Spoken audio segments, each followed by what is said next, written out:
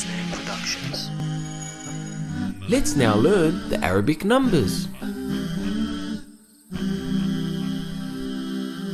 The Arabic numbers.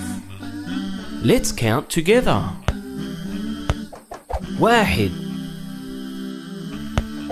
واحد اثنان اثنان واحد اثنان ثلاثة ثلاثة واحد اثنان ثلاثة أربعة أربعة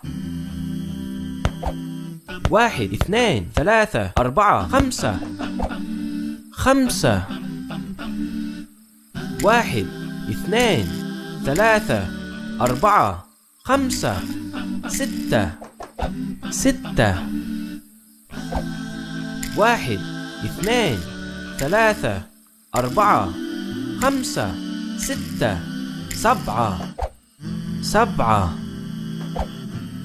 واحد اثنان ثلاثة أربعة خمسة ستة سبعة ثمانية ثمانية واحد اثنان ثلاثة أربعة خمسة ستة سبعة ثمانية تسعة تسعة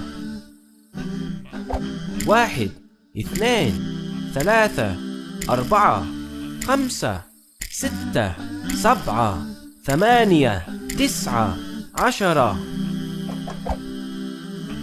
عشرة واحد اثنان ثلاثة أربعة خمسة ستة سبعة ثمانية تسعة عشرة. The Arabic numbers.